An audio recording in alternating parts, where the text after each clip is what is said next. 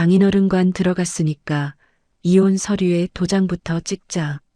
아버지를 땅에 묻고 돌아온 그 잔인한 날 10년 산 남편놈이 상복도 못 벗은 제 가슴팍에 서류 봉투를 집어던지며 한 말입니다.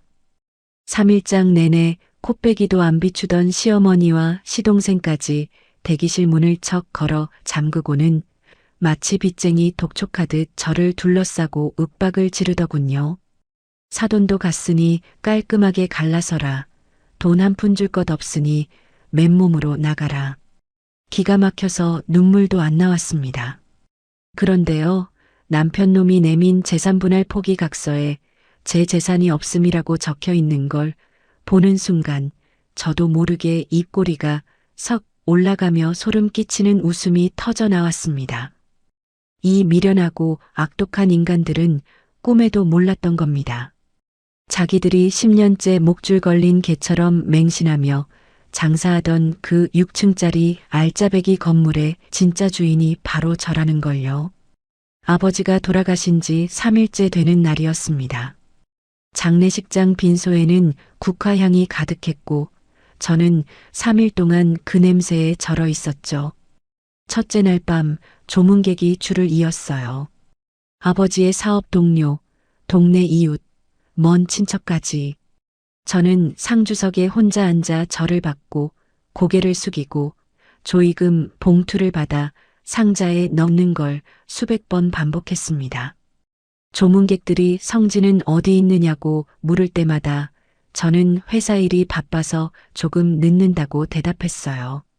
처음엔 그 말이 자연스럽게 나왔는데 10번째쯤 같은 말을 반복하니까 혀가 마르더라고요. 핸드폰을 꺼내 성진에게 메시지를 보냈습니다. 아빠 돌아가셨어. 장례식장 와줘. 읽음 표시가 떴어요. 답장은 없었습니다. 새벽 2시 조문객이 끊기고 빈소가 조용해졌을 때 저는 아버지 영정 사진 앞에 혼자 앉아 있었어요. 장례식장 직원이 커피를 가져다 줬는데 저는 그 종이컵을 두 손으로 감싼 채 한참을 마시지 못했습니다. 아버지 사진 속 아버지가 웃고 계셨어요.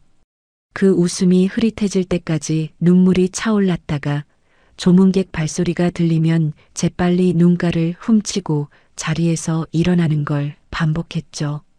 둘째 날 아침 다시 메시지를 보냈어요. 내일은 올 수 있어?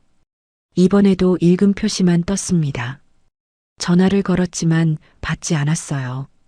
둘째 날 저녁 아버지의 오랜 친구분이 조문을 오셨는데 제 옆에 앉으시더니 조심스럽게 물었습니다. 사위는 안 왔어? 저는 입술을 깨물었다가 익숙한 미소를 지었어요. 회사에 급한 일이 있대요. 내일 발인 때는 온다고 했어요. 온다고 한 적 없었습니다. 제가 만들어낸 말이었어요. 그 어르신은 고개를 끄덕이셨지만 눈빛이 좋지 않았습니다. 둘째 날 밤도 혼자 빈소를 지켰어요. 장례식장 간이 침대에 누워 천장을 바라보는데 이 넓은 빈소에 저 혼자라는 게 실감이 났습니다. 아버지가 살아계실 때는 몰랐어요. 아버지가 떠나시니까 이 세상에서 제 편이 아무도 없다는 게 바닥부터 올라오더라고요. 셋째 날 발인 당일 아침이 밝았습니다. 마지막 조문객 몇 명이 들어와 향을 피우고 제 손을 잡아주고 나갔어요. 빈소가 거의 비었을 무렵이었습니다. 입구 쪽에서 구두 소리가 들렸어요. 고개를 돌리니 양복을 빳빳하게 다려 입은 성진이 국화꽃 한 다발을 들고 서 있었습니다. 넥타이 매듭까지 반듯하게 잡아올린 모습이 마치 거래처 미팅에 나가는 사람 같았죠. 3일 동안 한 번도 나타나지 않은 사람의 옷에서 구김 하나 없다는 게 눈에 먼저 들어왔어요. 성진이 영정사진 앞에 서서 고개를 숙였습니다. 그리고 늦게 도착한 조문객 두어 명에게 돌아서며 허리를 깊이 꺾었어요. 장인어른 곁을 제가 못 지켜서 정말 죄송합니다. 회사 일이 도저히 손을 뗄 수가 없어서. 조문객 한 분이 성진의 어깨를 토닥이며 괜찮다고 했어요. 성진은 능숙하게 상주 옆자리에 앉아 조의금 봉투를 받고 두 손으로 조문객의 손을 감싸주며 고개를 숙였습니다. 와주셔서 감사합니다.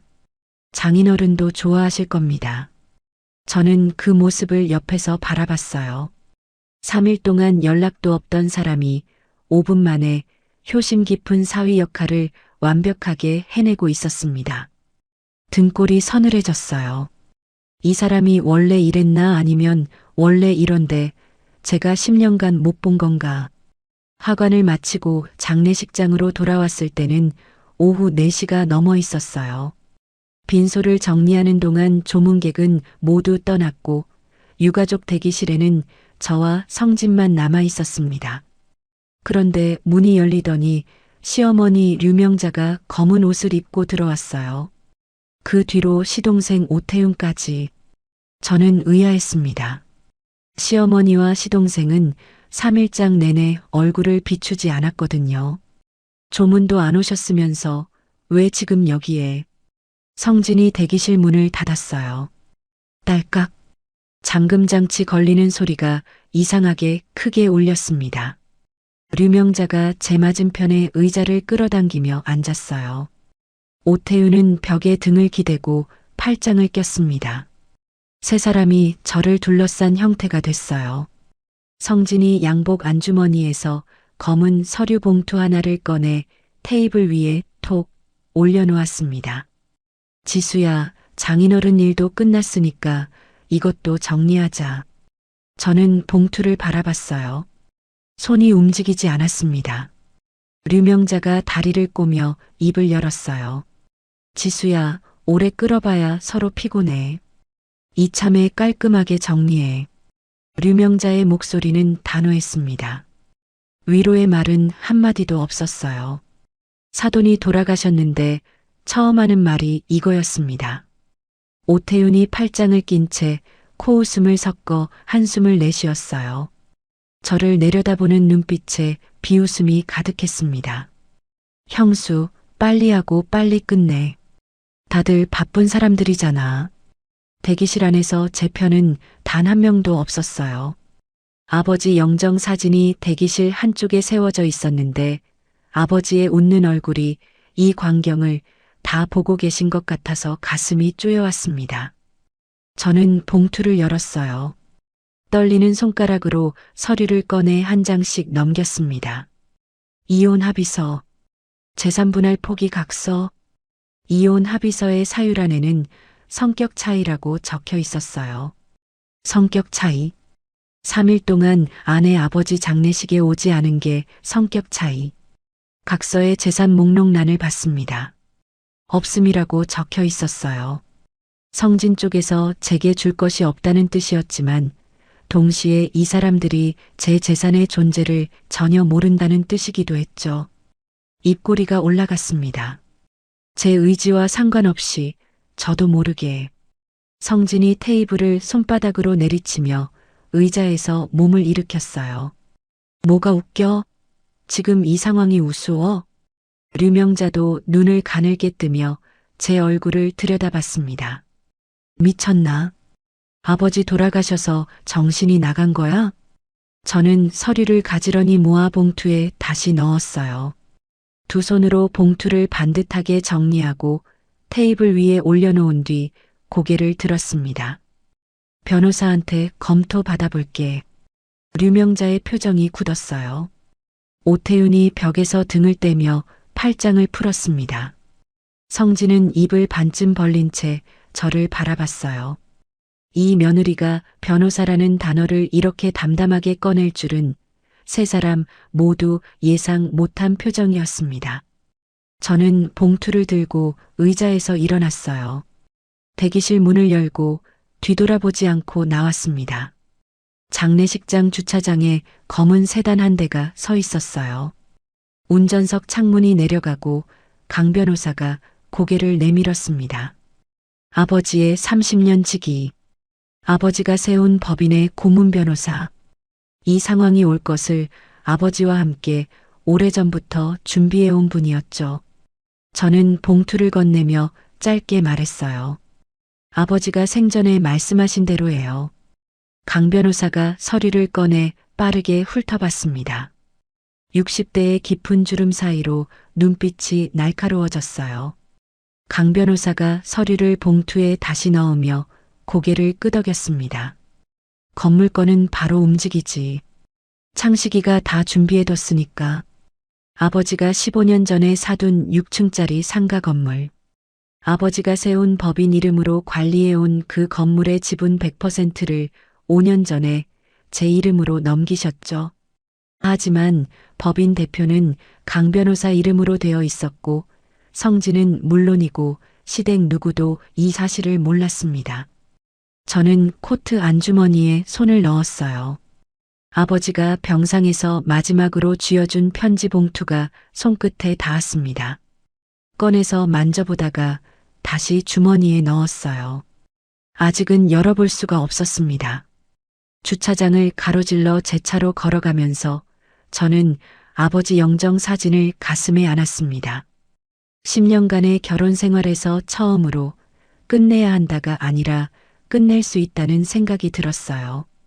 장례식장 자동문이 열리고 바깥 공기가 차갑게 얼굴을 스쳤습니다.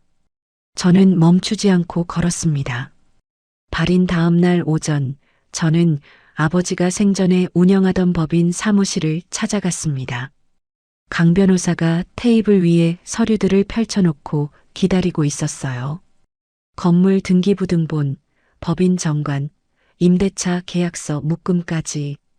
강 변호사가 안경을 고쳤으며 입을 열었습니다. 지수야, 사실 창식이가 건강 나빠지고 나서 나한테 따로 지시한 게 있어. 저는 의자를 당겨 앉으며 강 변호사의 얼굴을 바라봤어요. 이 건물 사겠다고 나선 데가 있었어. 대형 프랜차이즈 본사인데 창식이 생전에 이미 물밑 작업을 해뒀지.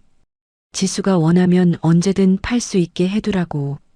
아버지가 병상에서도 이런 준비를 하고 계셨다는 게 목 안쪽이 뜨거워졌습니다. 강 변호사가 임대차 계약서 묶음을 펼치며 손가락으로 한 줄씩 짚었어요. 1층 부동산 중개사무소 류명자 명의, 2층 한식당 오태훈 명의, 나머지 층은 외부 세입자들이고. 저는 고개를 끄덕였습니다. 시어머니와 시동생이 이 건물에 들어온 건 제가 결혼한 직후 10년 전이었죠. 강 변호사가 계약서 뒷면을 넘기며 말을 이었습니다. 세입자가 계약 갱신을 요구할 수 있는 기간이 10년인데 이 두 사람은 10년을 다 채웠어. 그러니까 계약 끝나는 날 나가라고 할 수 있는 거야. 강 변호사가 내용 증명 발송 확인서 2장을 테이블 위로 밀었습니다. 그리고 이건 창식이가 돌아가시기 직전에 법인 이름으로 보낸 거야. 계약 끝나면 갱신 안 한다는 통지서. 저는 발송 확인서의 날짜를 봤어요. 아버지가 병원 중환자실에 계시던 때였습니다. 숨 쉬는 것조차 힘들어 하시면서 이걸 준비하셨던 거예요. 가슴이 꽉 막힌 것처럼 숨이 잘 쉬어지지 않았습니다. 강 변호사가 제 어깨를 한번 토닥이고는 자리에서 일어나 커피를 타러 갔어요. 저는 그 사이에 사무실 안을 둘러봤습니다. 아버지가 앉으시던 책상, 아버지가 쓰시던 만년필, 책상 위에 놓인 제 어릴 적 사진. 서랍을 열었을 때 메모지 한 장이 눈에 들어왔어요. 아버지 필체였습니다. 지수에게 이 건물은 내 방패다. 절대 이름을 드러내지 마라. 메모지를 쥔 손이 떨렸습니다. 아버지가 얼마나 오래전부터 시댁을 경계하고 계셨는지 이 한 줄이 전부 말해주고 있었어요. 오후 3시쯤 성진에게서 전화가 왔습니다. 합의서 사인 언제 할 거야? 빨리 좀 해. 저는 창밖을 바라보며 대답했어요. 변호사가 검토하고 있으니까 며칠만 기다려. 뭘 검토해? 줄 것도 받을 것도 없는데. 그래도 절차는 밟아야지. 성진이 혀를 차는 소리가 전화기 너머로 들렸습니다. 전화가 끊긴 뒤 저는 핸드폰을 테이블에 내려놓았어요. 저한테 줄 것도 없다고 빨리 끝내자는 조급함이, 이 이혼이 성진 혼자만의 생각이 아니라 시댁 전체의 계획이었다는 걸 더 분명하게 보여주고 있었습니다. 저녁 친정집에 돌아왔어요. 아버지의 빈 방을 정리하다가 옷장 안쪽에서 봉투 하나를 발견했습니다.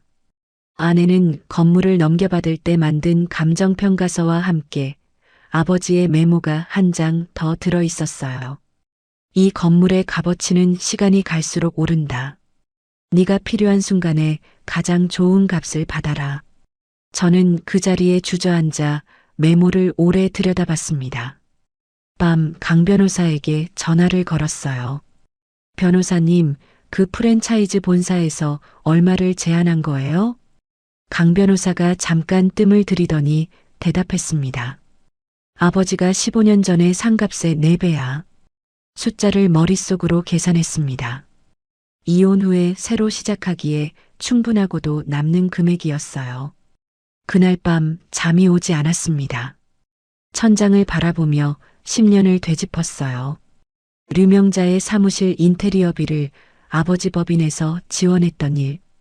오태윤이 식당 보증금을 아버지가 대준 줄도 모르고 자기 실력이라고 뻐기던 일. 성진이 사업에 실패할 때마다 제 비상금 통장을 가져가던 일. 다음 날 아침 강 변호사에게서 연락이 왔어요.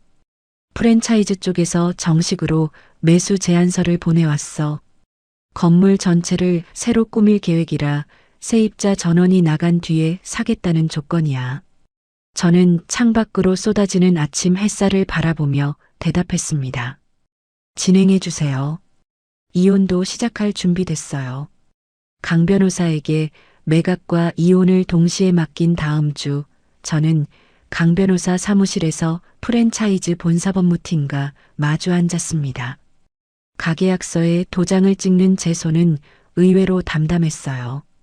잔금은 세입자들이 모두 나간 뒤 3개월 뒤에 치르기로 했습니다.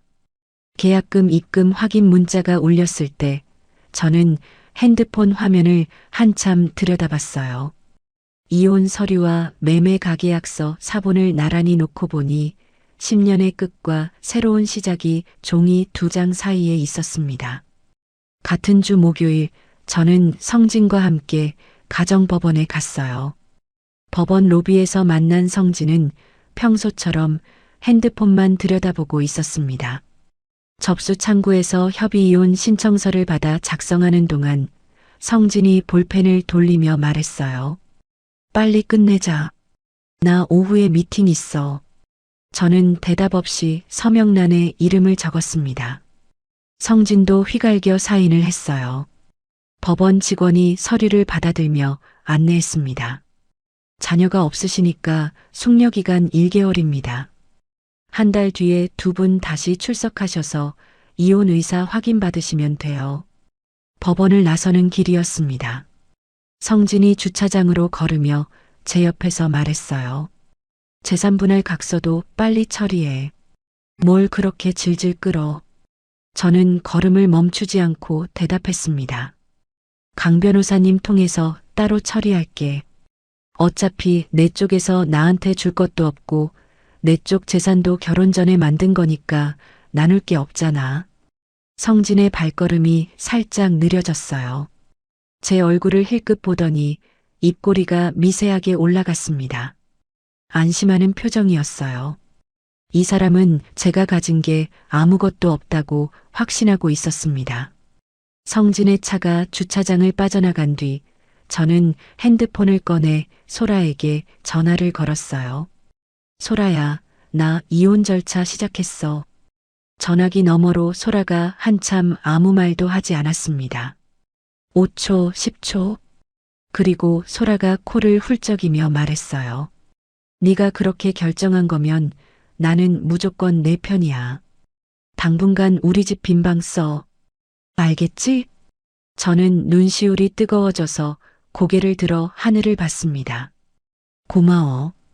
그날 저녁 시댁집으로 갔어요. 성진이 없는 시간을 골라서 옷장을 열었을 때 제 옷이 차지하는 공간이 성진 옷의 4분의 1도 안 되는 걸 봤습니다. 이 집에서 제가 얼마나 작은 사람이었는지 옷걸이 개수가 말해주고 있었어요.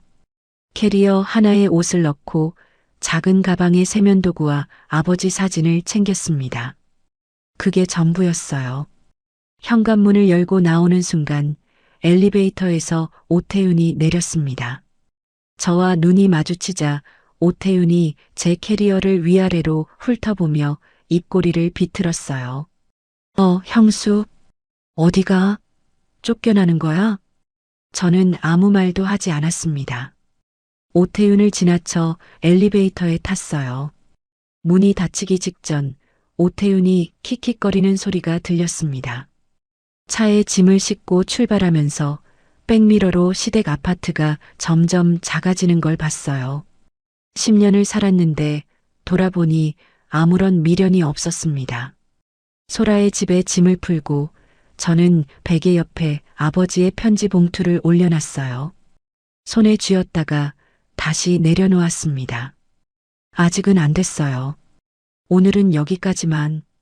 다음 날 강 변호사에게서 연락이 왔습니다. 류명자 쪽에서 아직 갱신 거절 통지에 대해 반응이 없어. 아마 아버지 돌아가시기 직전에 발송된 거라 심각하게 안 받아들이고 있는 것 같아. 저는 찻잔을 내려놓으며 물었어요. 시간이 지나면 알게 되겠죠? 그렇지. 그때가 되면 난리가 날 거야. 같은 주 강 변호사가 이혼 쪽 실무는 가사 전문인 정혜원 변호사에게 맡기겠다고 알려왔어요. 정혜원 변호사 사무실에서 첫 상담을 했습니다.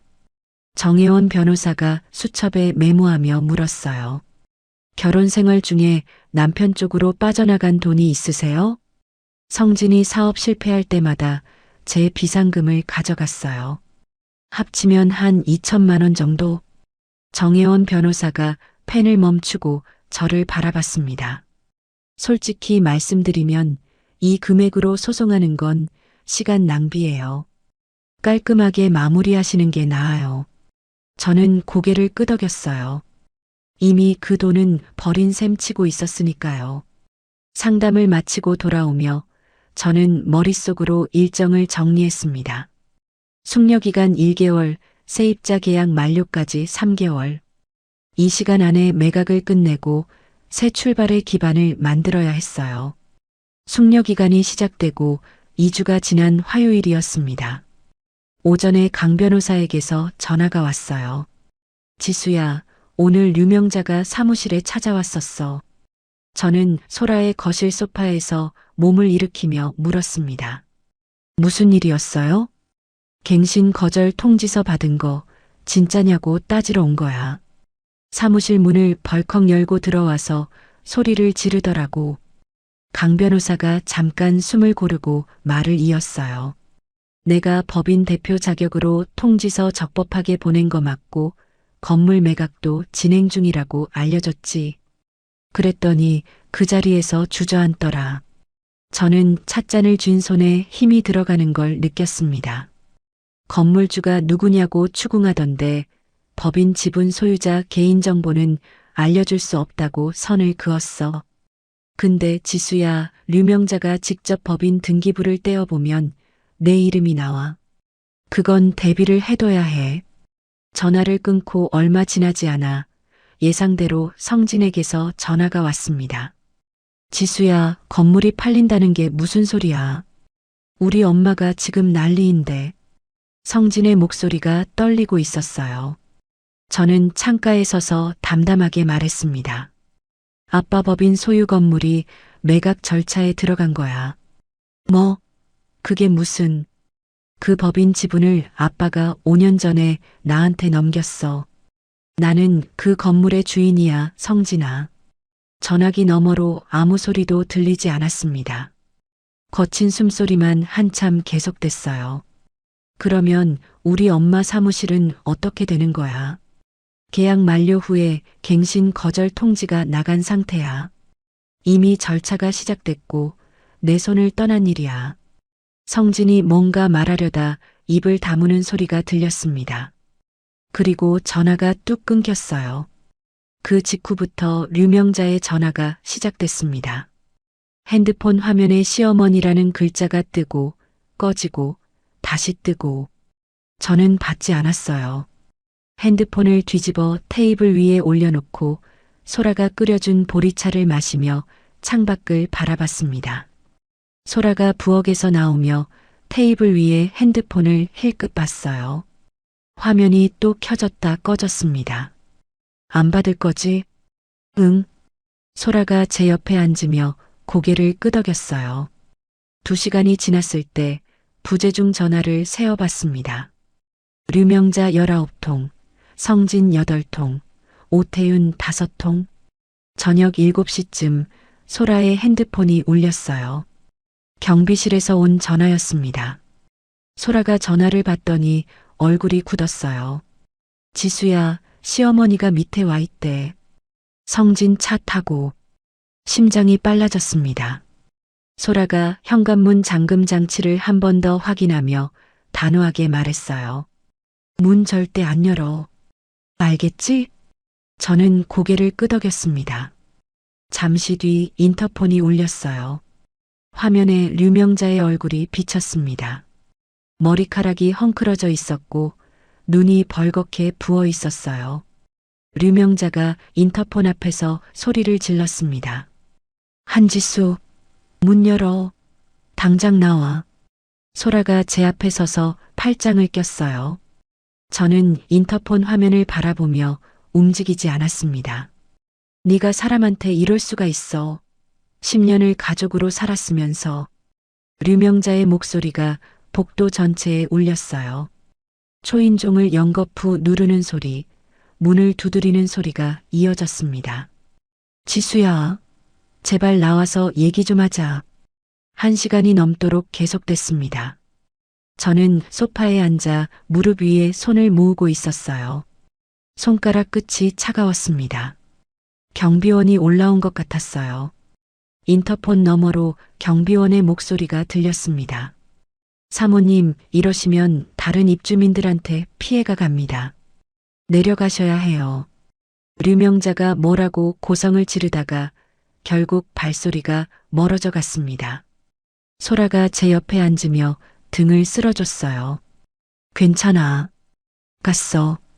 저는 핸드폰을 들어 부재중 전화 목록을 스크롤했습니다. 류명자 27통, 성진 14통, 오태윤 11통, 합계 52통. 밤 10시가 넘어서 문자가 오기 시작했어요. 류명자였습니다. 네가 뭔 짓을 한 거냐? 전화 좀 받아라. 제발 전화 좀 받아. 문자의 톤이 점점 바뀌었어요. 추궁에서 애원으로. 새벽 1시 마지막 문자가 도착했습니다. 길바닥에서 노숙이라도 하라는 거냐? 저는 문자를 읽고 핸드폰을 내려놓았어요. 베개 옆에 놓인 아버지의 편지 봉투가 눈에 들어왔습니다. 아버지가 병상에서 갱신 거절 통지를 준비하셨던 건 바로 오늘 같은 날이 올 걸 아셨기 때문이었죠. 소라가 따뜻한 우유 한 잔을 들고 와서 제 손에 쥐어줬습니다. 자, 마시고 좀 자. 저는 우유를 한 모금 마시며 핸드폰 달력을 열었어요. 숙려기간 2주 남음. 세입자 계약 만료까지 2개월 반. 지금부터가 진짜였습니다. 류명자의 전화 폭격이 있고 나흘 뒤 강 변호사에게서 연락이 왔습니다. 류명자가 법인 등기부를 직접 떼어봤어. 지분 소유자가 한지수라는 걸 확인한 모양이야. 저는 예상했던 일이라 놀랍지 않았어요. 그래서요? 이번엔 전화가 아니라 내용 증명을 보내왔어. 며느리가 시어머니의 생계를 고의로 무너뜨렸다. 손해배상 청구하겠다. 이런 내용인데. 강 변호사가 코웃음을 치며 말을 이었습니다. 법적 근거가 하나도 없는 엄포야. 무시해도 돼. 전화를 끊고 이틀 뒤 저녁에 소라와 함께 아파트 로비로 내려갔을 때였어요. 엘리베이터 문이 열리자 로비 벤치에 오태윤이 앉아 있었습니다. 저를 보자마자 벌떡 일어났어요. 평소 팔짱을 끼고 비웃던 모습은 온데간데 없었습니다. 고개를 푹 숙이고 입술을 깨물더니 말했어요. 형수, 식당만 살려줘. 내가 잘못했어. 제발. 오태윤의 목소리가 떨리고 있었습니다. 소라가 제 옆에서 팔짱을 끼며 오태윤을 노려봤어요. 저는 오태윤을 내려다보며 입을 열었습니다. 건물 매매 가계약이 이미 된 상태야. 사는 쪽에서 세입자 전원 퇴거가 조건이고 내가 할 수 있는 게 없어. 형수, 한 번만. 더 할 말 없어. 오태윤이 입을 다물었습니다. 고개를 떨군 채 로비를 빠져나가는 오태윤의 뒷모습을 바라보며 저는 엘리베이터 안으로 다시 들어갔어요. 문이 닫히고 소라가 제 얼굴을 살폈습니다. 괜찮아? 저는 눈을 감았어요. 3년 전 추석이 떠올랐습니다. 시댁 거실에서 오태윤이 맥주캔을 따며 던진 말. 형수네 친정은 해준 것도 없으면서 밥값이나 하라고. 그때 삼킨 모욕이 목구멍에서 다시 올라오는 것 같았어요. 괜찮아. 숙려기간 1개월이 끝나는 날 저는 가정법원에 다시 갔습니다. 성진이 법원 로비에 서 있었어요. 양복 대신 후줄근한 잠바를 입고 있었고 면도도 제대로 안 한 얼굴이었습니다. 한 달 전 법원에 왔을 때와는 완전히 다른 사람 같았어요. 판사 앞에 나란히 앉았습니다. 판사가 물었어요. 두 분 모두 이혼 의사에 변함이 없으십니까? 네. 저는 바로 대답했습니다. 성진은 한 박자 늦게 작은 목소리로 대답했어요. 네. 정혜원 변호사가 준비한 재산분할 합의서에 양쪽이 서명했습니다. 서로 청구할 재산 없음. 이혼 신고서를 법원 직원에게 제출하고 저는 자리에서 일어났어요. 법원 복도를 걸어 나오는데 뒤에서 성진의 발소리가 따라왔습니다. 지수야. 걸음을 멈추지 않았어요. 미안해. 성진의 목소리가 작았습니다. 저는 뒤를 돌아보지 않고 계속 걸었어요. 법원 현관문까지 쉰 걸음. 10년의 결혼이 이 복도를 걸어 나오는 것으로 끝났습니다. 이혼이 확정되고 일주일 뒤 강 변호사에게서 연락이 왔어요. 매수인 쪽에서 잔금 일정을 확정해 왔어. 세입자 계약 만료일에 맞춰서 2개월 뒤에 잔금 치르고 소유권 넘기기로 했어. 알겠습니다. 남은 절차 하나씩 챙길게요. 전화를 끊고 소라와 집 근처 카페에 앉았어요. 소라가 아메리카노를 한 모금 마시고 물었습니다. 앞으로 뭐 할 거야? 저는 커피잔을 감싸주며 대답했어요. 아빠가 살아계실 때 말씀하시던 게 있어. 역세권에 작은 상가 하나 사서 안정적으로 임대료 받으면서 사는 거. 매각 대금 일부로 그거 해보려고. 소라가 고개를 끄덕이며 웃었습니다. 너 아빠 닮았다, 진짜. 다음 날 강 변호사의 소개로 부동산 전문가 유정민을 만났어요. 역세권 상가 매물 3곳을 함께 돌아봤습니다. 저는 각 매물의 사람 동선, 지하철역까지의 거리, 월세 수익을 꼼꼼히 따졌어요. 유정민이 메모를 하다 말고 고개를 들어 저를 봤습니다. 이쪽 일 해보신 적 있으세요? 보는 눈이 보통이 아닌데. 아버지한테 배웠어요. 매물 답사를 마치고 돌아오는 길 코트 안주머니의 편지 봉투를 만졌습니다. 이제 열어볼 때가 된 것 같았어요. 그날 밤 소라의 거실에서 봉투를 뜯었습니다. 2장의 편지지에 아버지의 글씨가 빼곡했어요. 첫 문장을 읽는 순간 눈앞이 흐려졌습니다. 네가 이 편지를 읽고 있다면 아빠는 이미 내 곁에 없겠지만 아빠가 남긴 것들이 널 지켜줄 거다. 아버지의 미안함, 건물의 의미, 딸이 단단하게 살기를 바라는 마음이 한 줄 한 줄 이어졌어요. 마지막 줄에서 손가락이 멈췄습니다. 네가 웃을 수 있는 쪽을 선택해라. 편지지 위로 눈물이 떨어졌습니다. 저는 소리 없이 오래 울었어요. 아버지의 편지를 읽고 난 다음 날 아침, 세면대 앞에 섰습니다. 거울 속 제 눈두덩이가 부어 있었어요. 찬물로 얼굴을 씻으며 지난밤의 울음을 떠올렸습니다. 시댁 때문에 운 게 아니었어요. 아버지를 잃은 슬픔, 그리고 아버지의 사랑을 이제야 온전히 알아버린 데서 온 울음이었죠.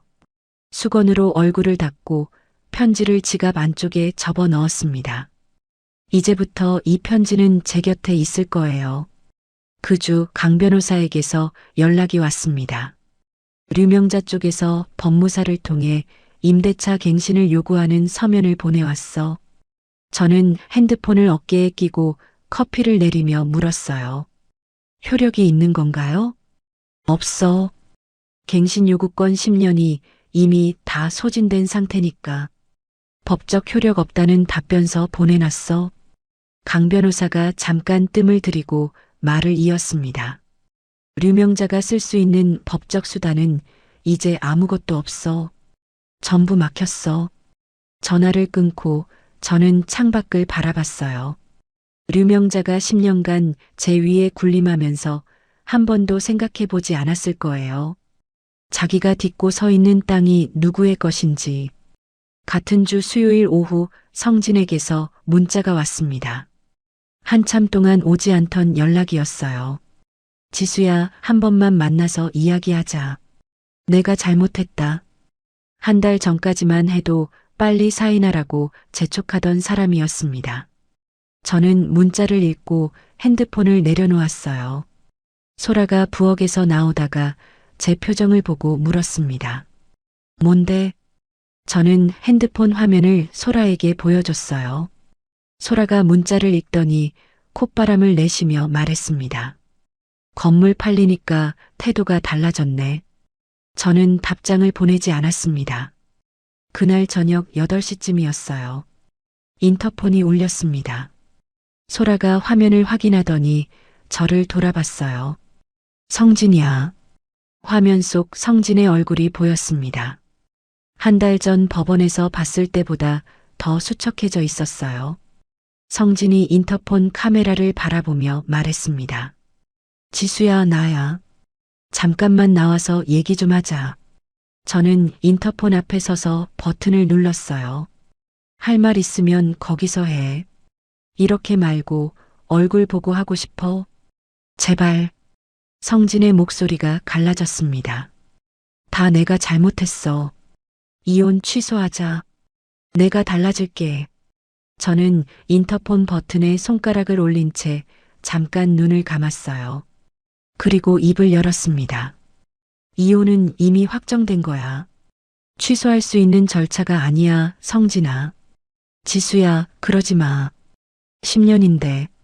10년을 같이 살았잖아. 그 10년 동안 네가 나한테 뭘 했는지는 생각 안 나? 인터폰 너머로 성진이 이마를 문에 기대는 소리가 들렸어요. 잘못했어. 진짜 잘못했어. 돌아가. 저는 인터폰을 끄고 뒤로 물러섰습니다. 소라가 거실 소파에 앉아 제 얼굴을 지켜보고 있었어요. 아무 말도 하지 않고 그냥 제 옆에 자리를 만들어줬습니다. 30분쯤 지나서 인터폰이 조용해졌어요. 저는 거실 창가로 걸어가 커튼 사이로 아래를 내려다봤습니다. 주차장에 성진의 차가 보였어요. 운전석에 앉은 성진이 핸들에 이마를 대고 있었습니다. 한참을 그러고 있다가 차가 천천히 빠져나갔어요. 한때 저 사람을 사랑했었죠. 그 기억이 아주 잠깐 스치고 사라졌습니다. 다음 주 세입자 계약 만료일이 됐어요. 강 변호사에게서 전화가 왔습니다. 류명자, 오태윤 둘 다 자진 퇴거를 안 했어. 매수인 쪽 법무팀이 명도 소송을 접수했어. 결과는 뻔하죠? 당연하지. 갱신 요구권 소진된 만료 계약이니까 판결은 명백해. 다만 절차가 2, 3개월 걸릴 수 있어. 같은 주 강 변호사가 다시 전화를 줬어요. 오태윤이 먼저 항복했어. 식당 집기 빼기 시작했대. 시어머니는요? 끝까지 버틴대.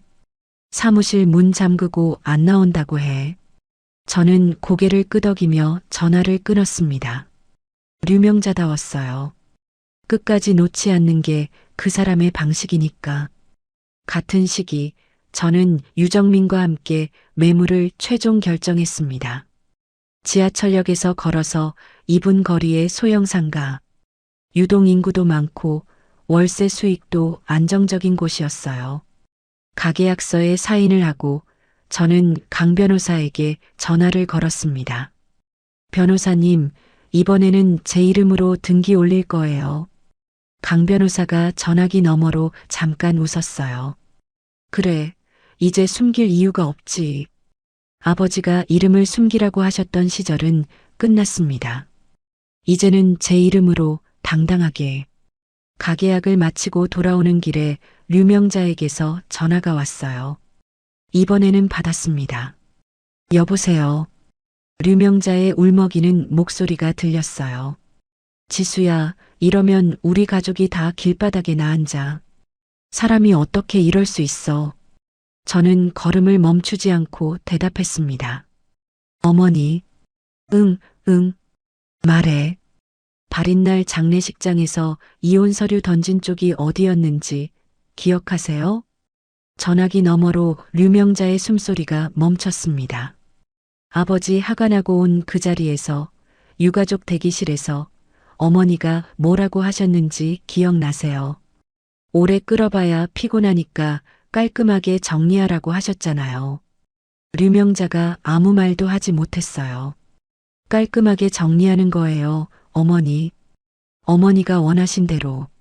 저는 전화를 끊었습니다. 걸음을 옮기며 지갑에서 아버지의 편지를 꺼냈어요. 접힌 편지지를 펼쳐 마지막 문장을 읽었습니다. 네가 웃을 수 있는 쪽을 선택해라. 편지를 다시 접어 지갑에 넣으며 저는 고개를 들었어요. 저녁 하늘이 주황빛으로 물들어 있었습니다. 이용과 매각이라는 긴 터널 속에서 오늘 처음으로 출구의 빛이 보이는 것 같았어요. 명도 소송이 접수되고 한 달이 지난 어느 오후 강 변호사에게서 전화가 왔습니다. 판결 나왔어. 류명자한테 명도 기한 1개월 선고됐어. 저는 원룸 창가에 서서 전화를 받고 있었어요. 소라의 집을 나와 새 상가 근처에 방을 구한 지 열흘째 되는 날이었습니다. 오태윤은 이미 다 뺐지. 류명자만 끝까지 버티다가 결국 판결문 받아들고 열쇠 반납했대. 강 변호사의 목소리에 안도가 묻어 있었어요. 수고 많으셨습니다, 변호사님. 수고는 창식이가 다 해놓은 거지.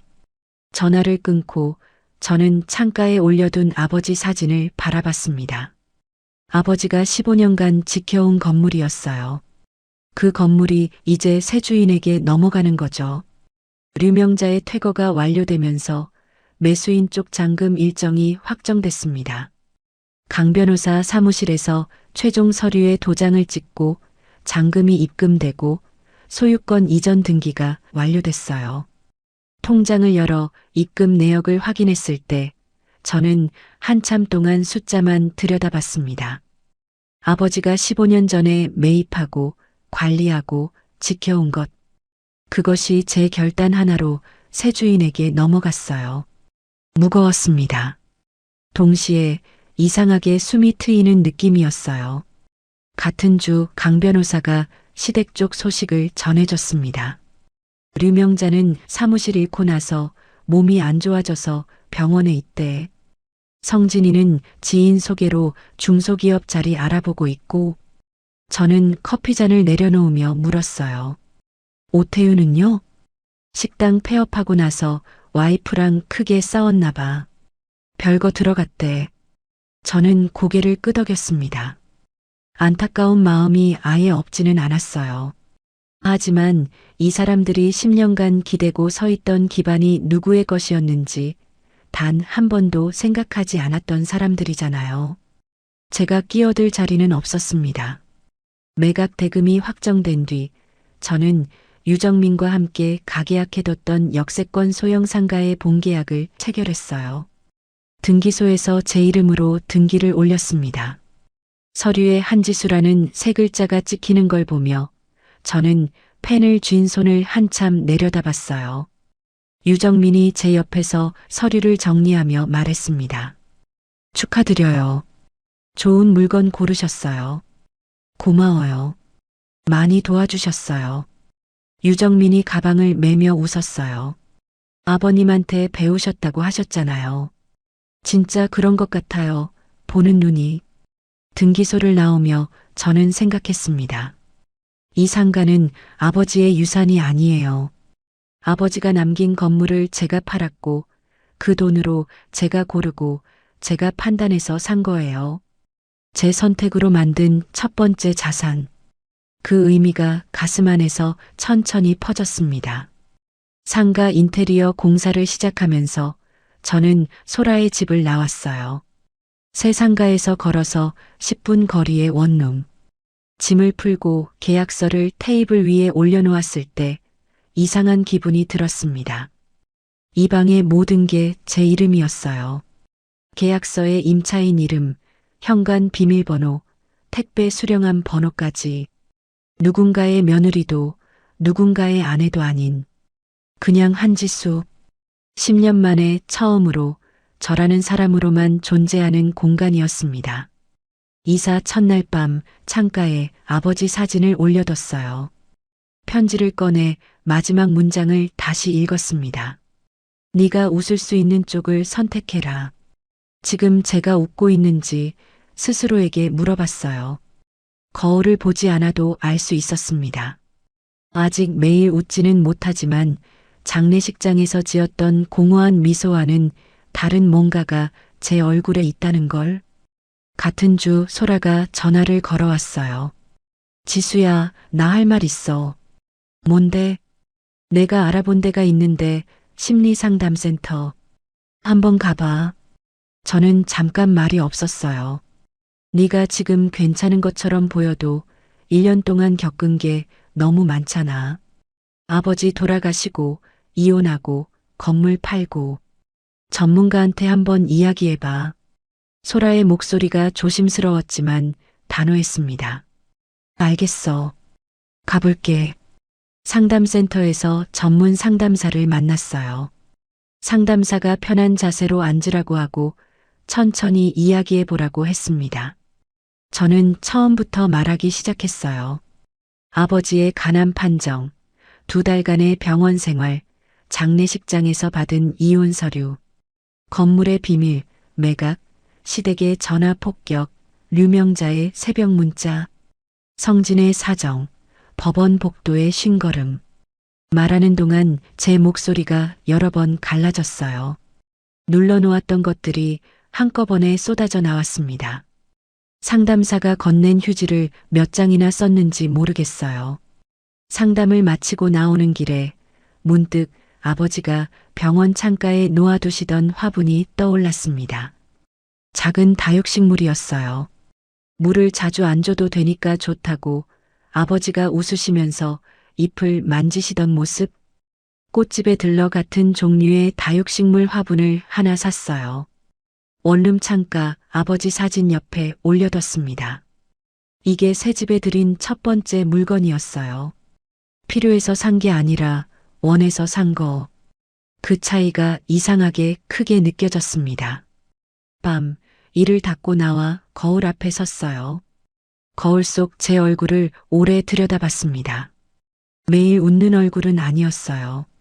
하지만 무언가를 짓고 있는 사람의 표정이 거기 있었습니다. 뭔가를 잃은 사람이 아니라 뭔가를 만들어가고 있는 사람. 그것만으로 충분했어요. 저는 불을 끄고 이불을 덮었습니다. 첫 심리 상담 이후 넉 달이 흘렀습니다. 아버지 발인으로부터 꼬박 1년이 되는 즈음이었어요. 역세권 상가의 인테리어가 끝나고 3개 호실 모두 세입자가 확정됐습니다. 첫 달 임대료가 통장에 찍힌 날 저는 핸드폰 화면을 한참 들여다봤어요. 제가 고른 건물에서 제가 들인 세입자에게서 제 통장으로 들어온 돈. 아버지가 만들어준 방패가 아니라 제 손으로 세운 기반이었습니다. 유정민에게서 전화가 왔어요. 한 사장님, 첫 달 임대료 확인하셨죠? 네, 방금 봤어요.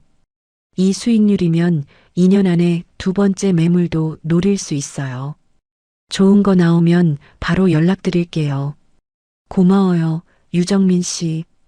전화를 끊고 저는 창가에 놓인 다육식물 화분에 물을 줬습니다. 아버지 사진 속 아버지가 웃고 계셨어요.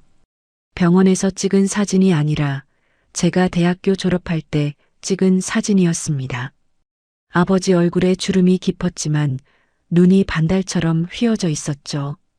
그 주 목요일 우편함에 손으로 쓴 편지가 한 통 와 있었어요. 보낸 사람 이름을 보고 걸음을 멈췄습니다. 오태윤. 원룸에 올라와 봉투를 뜯었어요. 편지지 2장에 삐뚤빼뚤한 글씨가 빼곡했습니다. 형수, 아니 지수 씨에게. 첫 줄부터 호칭이 달라져 있었어요. 저는 소파에 앉아 한 줄씩 읽어 내려갔습니다. 오태윤은 자기가 그동안 저에게 했던 말들을 하나하나 적어놨어요. 추석에 밥값이나 하라고 했던 것, 시댁 모임에서 형수 친정 무시하며 웃었던 것, 제가 짐 싸고 나가는 날 쫓겨나냐고 비아냥거렸던 것, 하나도 빠뜨리지 않고 다 적혀 있었습니다. 마지막 부분에 이렇게 쓰여 있었어요. 식당이 문을 닫고 나서야 알았습니다. 저는 단 한 번도 제 힘으로 선 적이 없었습니다. 아버님이 보증금을 대주신 것도 몰랐고, 형수가 그 건물의 주인이라는 것도 몰랐고, 제가 밟고 선 땅이 누구의 것인지 한 번도 생각해 본 적이 없었습니다. 용서해 달라는 말은 못하겠습니다. 다만 제가 잘못했다는 건 꼭 전하고 싶었습니다. 저는 편지를 무릎 위에 내려놓고 한참 천장을 바라봤어요. 이 사람이 변한 건지 아니면 상황이 변하니까 말이 달라진 건지 솔직히 완전히 믿지는 못했습니다. 하지만 적어도 자기가 뭘 잘못했는지를 알고 있다는 건 느낄 수 있었어요. 다음 날 짧은 답장을 썼습니다. 오태윤 씨 사과는 받겠습니다. 하지만 예전으로 돌아갈 수는 없어요. 각자의 자리에서 잘 사시길 바랍니다. 한지수. 편지를 붙이고 돌아오며 생각했어요. 용서하는 것과 다시 가까워지는 건 다른 문제예요. 저는 사과를 받아들였지만 그 사람을 다시 제 삶에 들릴 생각은 없었습니다. 같은 주 강 변호사 사무실에서 법인 설립 등기를 마쳤어요. 아버지의 법인을 이어받는 게 아니라 제 이름으로 새 법인을 만든 거였습니다. 세무사가 서류를 정리해 건네며 말했어요. 축하합니다. 이제 대표님이시네요. 강 변호사가 옆에서 팔짱을 끼고 서류를 내려다보며 웃었습니다. 창식이가 보면 좋아했을 거야. 저는 법인 설립 등기 사본을 들고 한참 들여다봤어요. 대표이사 한지수. 아버지가 만들어준 울타리 안에서 나와 제 발로 걷기 시작한 첫 번째 증거였습니다. 법인 설립을 마친 날 저녁, 소라와 유정민, 강 변호사 세 사람과 작은 식당에서 저녁을 먹었어요. 강 변호사가 소주잔을 들며 말했습니다. 오늘은 축하하는 날이니까 한잔하자. 네 사람이 잔을 부딪혔어요. 저는 소주를 한 모금 마시고 잔을 내려놓으며 입을 열었습니다. 1년 전 이맘때 아버지 장례식장에서 이혼 서류를 받았어요. 세 사람이 조용해졌습니다. 소라가 젓가락을 내려놓고 유정민이 고개를 숙였어요. 강 변호사의 눈가에 주름이 깊어졌습니다. 소라가 제 얼굴을 바라보다가 소주잔을 들어 올리며 말했어요. 그래서 지금 여기 앉아 있는 거 아니야. 잔이 부딪히는 소리가 작게 울렸습니다. 저는 웃었어요. 다음 날 아침 아버지의 기일이었습니다. 혼자 산소를 찾아갔어요. 가는 길에 꽃집에서 국화 한 다발을 샀습니다. 묘비 앞에 꽃을 놓고 절을 했어요. 핸드폰에서 상가 오픈 사진을 꺼내 묘비 앞에 세워놓고 법인 설립 등기 사본을 그 옆에 나란히 놓았습니다. 아빠, 딸이 이만큼 왔어요. 바람이 불어 등기 사본 모서리가 펄럭였어요. 저는 돌로 눌러놓고 묘비를 한참 바라봤습니다. 산소를 내려오는 길이었어요. 산 입구 주차장 근처에 누군가 서 있었습니다. 가까이 가니 오태윤이었어요. 오태윤은 저를 보고 움찔하더니 고개를 깊이 숙였습니다. 손에 국화 몇 송이를 들고 있었어요. 지수 씨, 아버님 산소에 한번 인사드려도 되겠습니까? 목소리가 조심스러웠어요. 1년 전에 형수 쫓겨나냐고 킥킥거리던 사람과는 완전히 다른 사람이 서 있었습니다. 저는 잠깐 오태윤을 바라봤어요. 3초, 5초, 그리고 짧게 대답했습니다. 가보세요. 오태윤이 고개를 한 번 더 숙이고 산길을 올라갔어요. 저는 오태윤의 뒷모습을 보지 않고 차로 걸어갔습니다. 시댁 가족 중에 유일하게 변한 사람이 오태윤이라는 건 인정했어요. 하지만 다시 가까워질 생각은 없었습니다. 각자의 자리에서 제대로 사는 것, 그게 유일한 답이에요. 차에 올라 시동을 걸고 주차장을 빠져나왔습니다. 핸들을 잡은 채 신호를 기다리며 지갑에서 아버지 편지를 꺼냈어요. 접힌 편지지를 펼치지 않아도 마지막 문장은 외우고 있었습니다. 네가 웃을 수 있는 쪽을 선택해라. 1년 전 이 편지를 뜯지 못해 베개 옆에 올려놓고 뒤척이던 밤. 그때의 저와 지금의 저 사이에는 365일이라는 시간이 있었어요. 그 시간 동안 이 편지는 슬픔의 유품에서 살아가는 지도가 됐습니다. 원룸에 돌아와 아버지 사진 옆에 법인 설립 등기 사본을 세워뒀어요. 화분에 물을 주고 거울 앞에 섰습니다. 거울 속에 제가 있었어요. 장례식장에서 이혼 서류를 받으며 지었던 미소가 아니었습니다. 제 힘으로 세운 삶 위에 선 사람의 웃음이었어요. 저는 그 얼굴을 오래 바라봤습니다. 그리고 창문을 열어 바깥 공기를 깊이 들이마셨어요. 참 이 사연을 읽으면서 자꾸 제 가슴을 치던 장면이 있었습니다. 바로 한지수 씨의 아버지 한창식 씨가 병상에서 마지막까지 하신 일들이에요. 숨 한 번 쉬기도 힘든 그 고통 속에서 내용 증명에 메모에 편지까지 딸이 웃을 수 있는 길을 아주 자갈밭 하나 없이 닦아놓고 가신 거잖아요. 자식 키우는 부모 마음이 다 이런가 싶어 목이 꽉 메어왔습니다. 하지만 아버지가 아무리 판을 깔아줬어도 지수 씨 본인이 무너지면 끝인 거 아시죠? 10년 동안 시댁 인간들이 지수 씨를 아주 만만하게 보고 밟아댔던 건 지수 씨가 착해서가 아니라 착한 척 가면을 쓴 악마들의 본성을 너무 늦게 알아차렸기 때문입니다. 원래 남의 눈에 피눈물 흘리게 하는 인간들은요, 끝까지 지들이 뭘 잘못했는지 모릅니다. 이번에 시동생이 사과 편지 보냈다고 하죠?